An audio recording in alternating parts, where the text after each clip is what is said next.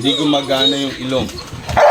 Ito yung hindi nakikita ng mga dog owners. Ito yung first step ng pag-i-introduce natin ng ating mga bagong kasama sa hacienda ni Tatang. But this needs to be done every day. You can smell. Ayan, si Toto, oh. Ang galing mag-smell. Smell lang pati nga. Good job, Toto. Good job, Ponpon. Nakita nyo ang intense si Pablo. Kaya siya nakagabay. Idol, ano nga ba ang gabay? Gabay ay isang uri ng sleep leash na aking ginagamit sa pag-train ng aso. Ginagamit ko ito para turuan ang mga aso natin na maglakad ng maayos at ginagamit ko rin itong training tool para mabawasan ang behavior issues nila. Ang gabay ay may tatak LZ. Pwede kayong umorder ng gabay sa aking Shopee at resellers. Available din ang t-shirt ni Tatang, Inka, Ponpon, and Pasing.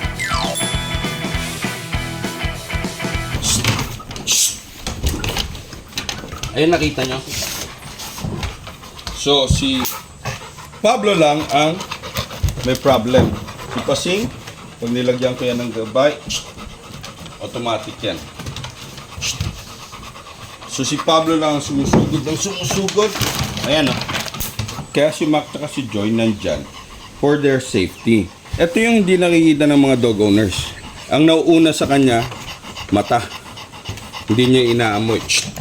So you have to correct that para hindi mas maging intense. Kawain na rin yan, oh. Ayan, oh. Kahit anong gawin mo dito ngayon, oh, hindi gumagana yung ilong. Ginawa ko kay Pablo, tumalikod siya, pinatalikod ko para hindi masyadong kumunot muna yan. Tapos, ayan, oh. Pag gumarap siya, kailangan magtiwala siya na okay lang na meron dyan. But look at Pasing.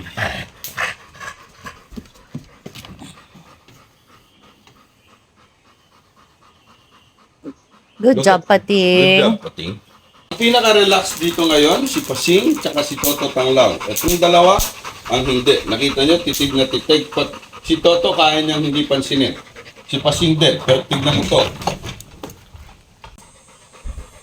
Down.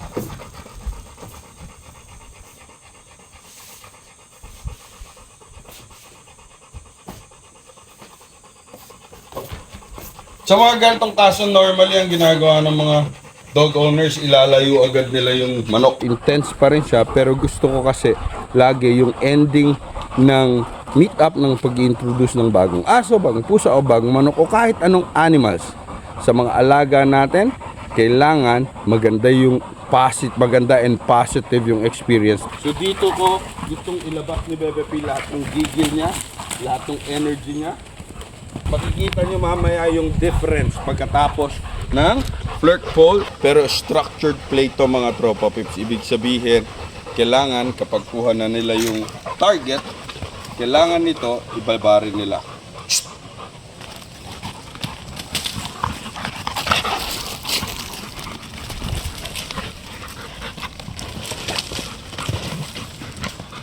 Drop.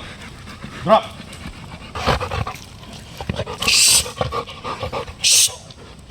Not yet. Sit.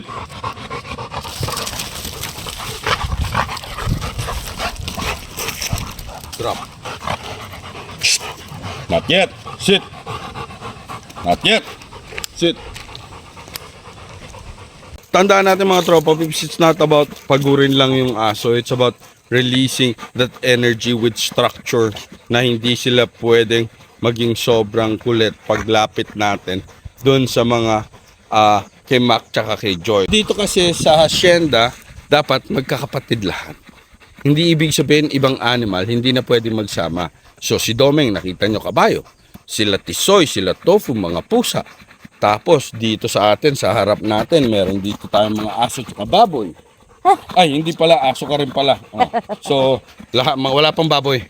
Okay? Aso. So, lahat dapat yan capable sila to coexist peacefully. Hayaan natin siya ngayon na ma-feel niya it's better. Nakita niya nagko-control pa rin yung naging alert siya pero bumabalik siya sa sa pagiging relax, mas mabilis. And in fact, si Mac nakakakain. Tandaan nyo, yung animals won't eat if they're not comfortable. So, Mac is feeling, okay, this guy is coming down now. So, I can eat. Takaw ni Mac pala. Parang may pinagbarahan. Yun ang problema. Baka magbara dun sa yung katabi. Pating, pompon. Tanglaw. So, tinatawag ko yung mga relax na aso. So, tignan natin kung i-value niya ako. Down. Very good. Very good. Si Tanglaw din, Tito So, very good na eh. Yan na, nag-decide ng lumayo. So, umiwas ng konti dun sa mga manok. So, pag dito, napansin nyo, hindi ko siya hinihimas malapit dun sa manok kanina. Ibig sabihin kasi kung intense siya, tapos hinimas ko siya dun. So, I'm teaching Pablo na mag-intensify near the chickens. But ito, ngayon, dito ko siya hinimas. Dito, nakakatanggap siya sa akin ng reward. Okay mga tropa pips, do not try this at home. Pero gusto ko ng close contact na. Ito kay Pating. Pating kami, Pating. Pating ako. Pating.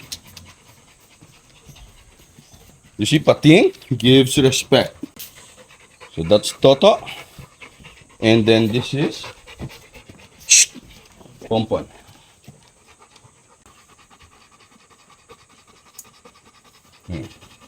Here.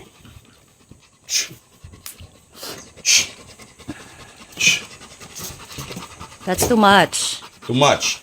Kaya nilang amuyin ng may space. Hindi pwedeng idikit. So this, and mapapansin niyo siya ngayon, si Joy, kumakalma na si Joy. Ayan no, hindi siya nagwawala sa hawak ko. Ang kailangan pag ginagawa niyo to mga tropa pips, kalmado kayo. Sa Fantastic Family, bawal ang away-away.